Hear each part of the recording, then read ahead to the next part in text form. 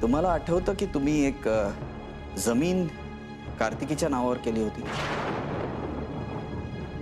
त्याचे जरा कागदपत्र जरा मागवून घ्या ना तिच्याकडनं. त्या जमिनीचा इथे काय संबंध आहे? संबंध आहे, संबंध आहे म्हणूनच सांगतो.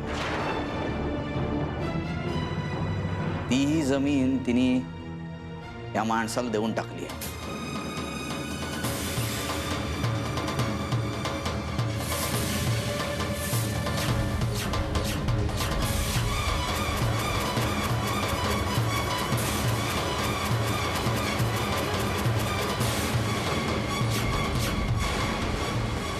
आता विचारा हिला की हा सगळा काय प्रकार आहे, हे सगळं काय चाललंय, हे एवढं सगळं या माणसाकडे कसं काय आलं? विचारा.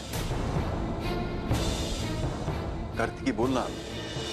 हे बघ, आमचा तुझ्यावरती पूर्ण विश्वास आहे. काय असेल ते सांग. कार्तिकी अगं सांग की.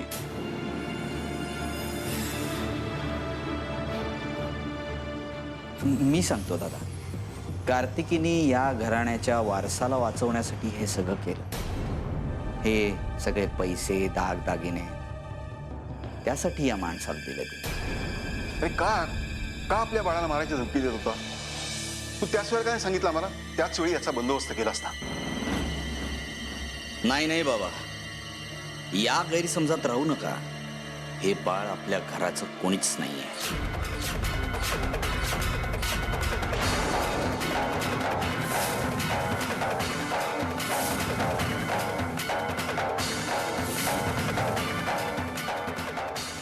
काय? हो, हे बाळ फक्त श्रावणीच आहे. आपल्या घराचा वारस वगैरे नाही.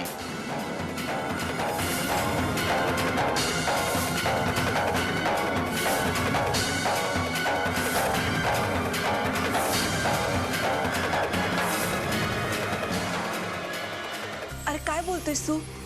शुद्धी तर आहेस?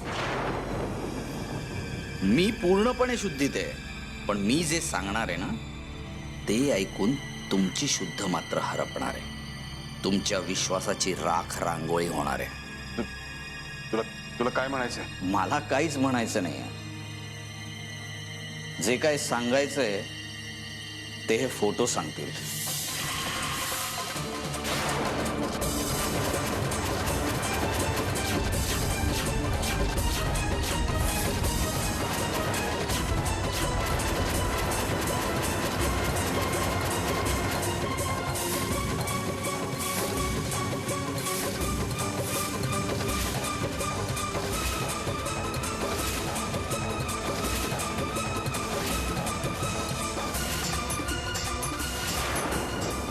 हे पाहून झाल्यानंतर तुम्हाला कळेल की श्रावणीचं बाळ हे दादाचं नाहीये.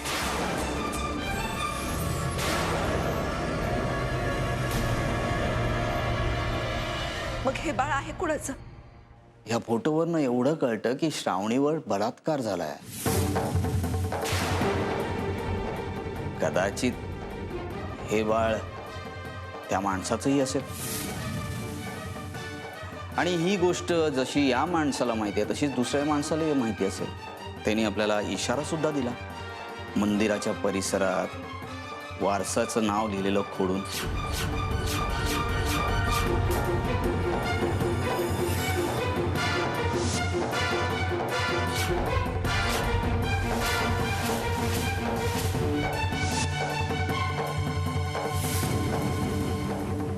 अजून काय पुरावा हवाय तुम्हाला? हे बाळ या घराण्याचा वारस नाही. हे बाळ अनावरस आहे. आणि महत्वाची गोष्ट म्हणजे श्रावणीवर बलात्कार झालाय हे कार्तिकीला माहिती होतं.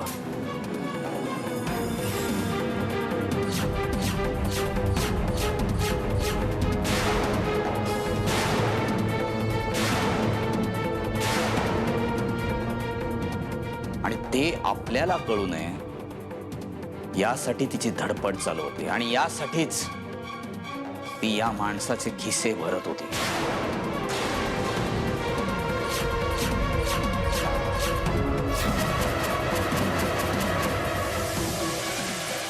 कार्तिकी, आता हे नक्राश्रू ढाळणं बंद कर. म्हणजे मला माहिती होतं की तू एक लबाड, धूर्त, स्वार्थी आणि बनेल मुलगी आहेस म्हणून. पण तू तर माझ्या कल्पनेच्याही पलीकडे धाव घेतलीस ग. बाबा, आता तुम्हीच काय करायचं ते बघा. फार अभिमान होता ना तुम्हाला, ही सून आहे तुमची त्याचा. मुलाहून जास्ती विश्वास ठेवला तुम्ही तिच्यावर. कार्तिकी, नील नील काय म्हणतो ते खरंय. बाबा, मी सगळं सांगते तुम्हाला. सावळ्याची शपथ घेऊन सांगते, मी जे केलं ते जाणून बुजून नाही केलं. बास कार्तिकी, उगीच साळसूत बनायचा प्रयत्न करू नकोस. मी आता तुला पुरतं ओळखलंय. तोंडात विठ्ठल नाम आणि मनात विष. अगं उगीच त्या सावळ्याचं नाम घेऊन विठ्ठलाला बदनाम करण्याचा प्रयत्न करू नकोस. आजी, मी खरंच बोलते हो. माझ्या मनात कोणतंच पाप नव्हतं. मी जे काही केलं ते या घराच्या भल्यासाठीच केलं.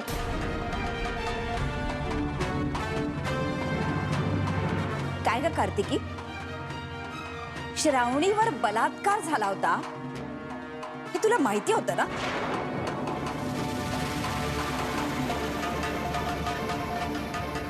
बोल ना.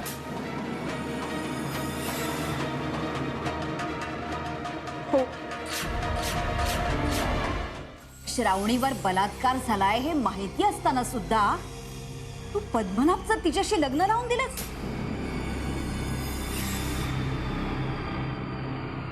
का? कशासाठी?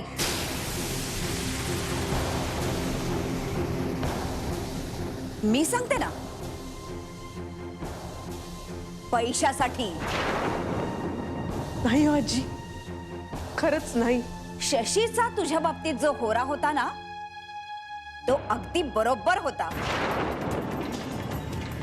मी सांगते काय आणि कसं घडलं ते. कुलकर्ण्यांची प्रॉपर्टी मिळावी म्हणून लग्न करून तू या घरात आलीस. गोड गोड बोलून या सगळ्यांच्या मनाचा कब्जा घेतलास. पण नंतर जेव्हा तुला कळलं की एक दिवस तुला या घरातनं हाकललं जाणार आहे, तेव्हा तू हादरलीस. पण त्यावरही तू छान तोडगा काढलास. हा, आपल्या बलात्काराचा डाग लागलेल्या बहिणीला पद्मनाभच्या गळ्यात बांधलंस. त्यामुळे प्रॉपर्टी कशी बहिणी बहिणीतच राहिली असते ना. पण नंतर जेव्हा तुला कळलं की तिलाही मूल होतंय, तेव्हा द्वेषानं आंधळी होऊन तू तिचा आणि तिच्या बाळाचा काटा काढायचा प्रयत्न केलास. त्यामुळे श्रावणीला वेड लागलं. पण मग पुन्हा तू तुझा रंग बदललास. त्या बाळाला जीव लावण्याचं नाटक केलंस तू. पण दरम्यान ही माणसं तुला ब्लॅकमेल करायला लागली आणि बहिणीवर लागलेला कलंकही तुला लपवून ठेवायचा होता ना. कारण मग हे बाळ अनौरस आहे हे उघड झालं असतं. नीलनी जेव्हा या माणसाला तुझ्या खोलीतून बाहेर पडताना बघितलं, तेव्हा तुझ्या या भोळ्या भाबड्या चेहऱ्यावरचा बुरखा टराटरा फाटला. अशी आहे तुझी कहाणी. नाही हो आजी, ही तुम्हाला दिसणारी गोष्ट आहे, पण सत्य काही वेगळंच आहे. आणि ते म्हणजे कार्तिकी, बस बस कार्तिकी. माझ्या भोळ्या बाबड्या आई वडिलांची अजून दिशाभूल करू नकोस. बस. आई बाबा,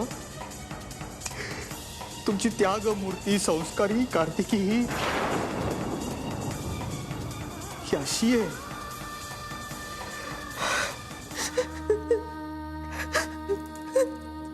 हो, तुमचा माझ्यावर विश्वास आहे ना. तुम्ही खूप प्रेम करता ना माझ्यावर. मग सांगा ना सगळ्यांना, मी असं काही केलेलं नाहीये. मी निर्दोष आहे. तुमची कार्तिक असं नाही करू शकत. सांगा ना सगळ्यांना, मी जे काही केलं ना त्याच्या मागे एक वेगळं कारण होतं. मी तुम्हाला सगळं सांगते. बस बस तुझी नाटकं बंद कर आता कार्तिकी.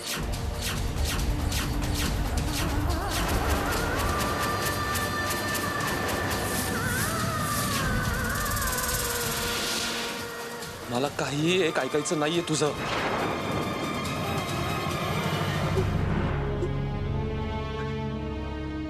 तू माझ्याशी असं वागलीस. तू मला फसवलंस का ग? तू माझा विश्वासघात केलास का ग? का?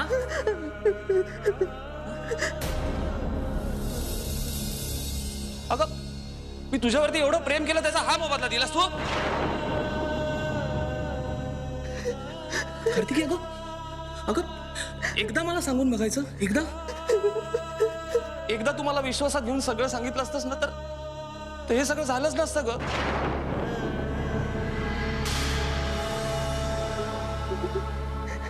पण तू सगळं संपवलंस ग. सगळं संपवून टाकलं आपल्यातलं. आत्या आत्या कुठे आहेस तू? पदोपदी तू सांगत होतीस, हिच्याबद्दलची प्रत्येक गोष्ट मला सांगत होतीस, पण मी तुझ्यावरतीच अविश्वास ठेवला. तेव्हाच मी जर तुझं ऐकलं असतं ना तर आज ही वेळ आलीच नसती माझ्यावरती. हे मी सांगायचीच तू आत्या. आणि कार्तिकी अगं तुला किती साधी भोळी समजत होतो आम्ही सगळे. पण आज हे तुझं खरं रूप आमच्या सगळ्यांसमोर आलेलं आहे. मला तुझी घृणा वाटते Kartiki. I hate you Kartiki.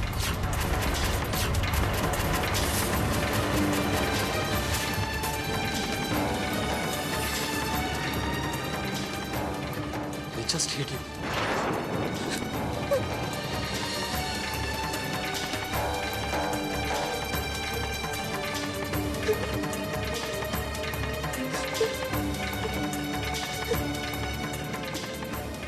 आई आई तुमचं माझ्यावर खूप प्रेम आहे ना. तुम्ही चांगलं ओळखता मला. तुम्हाला खात्री आहे ना की मी काही चुकीचं नाही वागणार. हो नाही आई, मी खरंच सांगते, मी जे काही केलं या घराच्या भल्यासाठीच केलं. आई मला पैशांचा अजिबात अभ्यास नाहीये. माझा नाईलाज होता. या प्रत्येकासाठी कारण आहे. आई तुम्ही मला आऊच्या जाग्या. तुम्ही मला तुमची मुलगी मानताना एक आईच फक्त मुलीची व्यथा समजू शकते. आई कार्तिकी, आई मुलीच्या नात्याला काळोखी फासलीस तू. आणि आता आई मुलीच्या नात्याला स्मरायला सांगतेस तू. तुला मी मुलगी मानावं या योग्यतेची नाही राहिलीस तू. तू इतक्या खालच्या थराला जाशील याची कल्पना सुद्धा नसती करू शकले मी.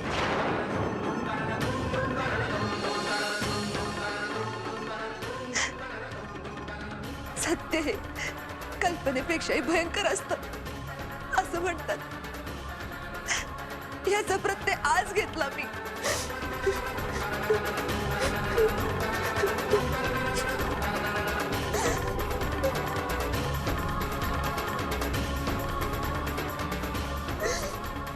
बाबा सगळ्यांनी मला आरोपीच्या पिंजऱ्यात उभं केलंय. आता केवळ तुमचाच एकमेव आधार आहे मला. तुम्हालाही मी दोषी वाटते का बाबा?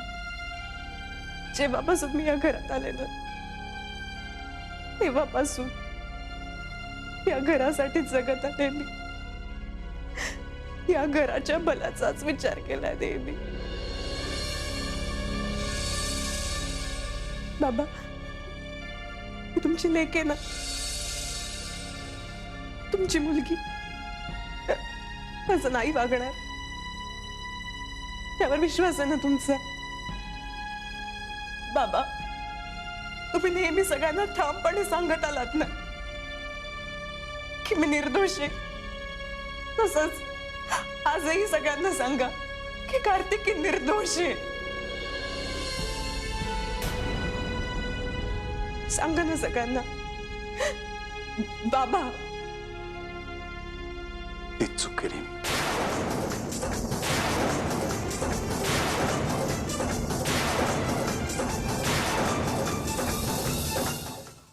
माझ्या आयुष्यातली सगळ्यात मोठी चूक केली मी.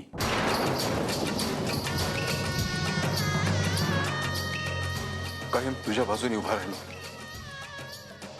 तुझी बाजू बरोबर आहे सांगण्याकरता सगळ्यांच्या विरोधात उभा राहिलो आणि त्याचाच तू गैरफायदा घेतलास.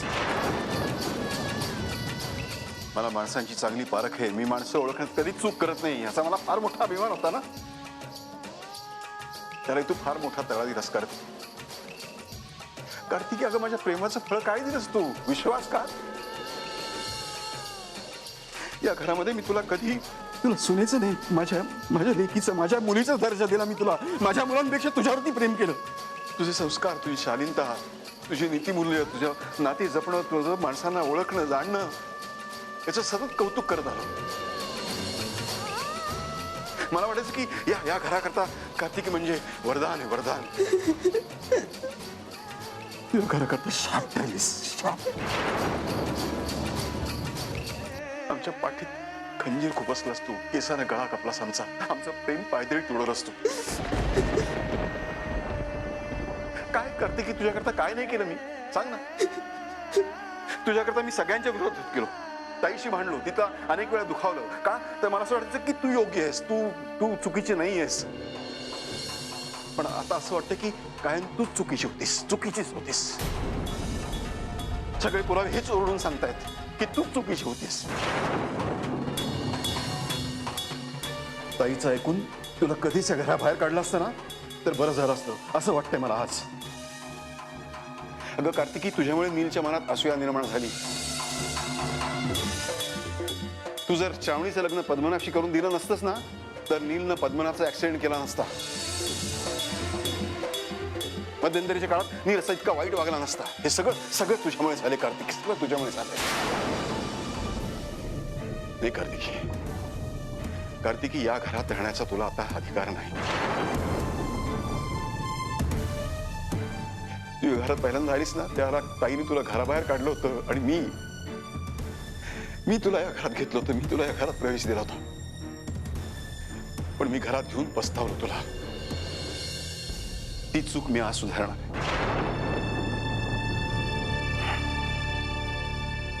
असौरी, हे बाळ हिच्याकडे दे. बाबा, हे बाळ, हे पाप आमचा वारस नाही.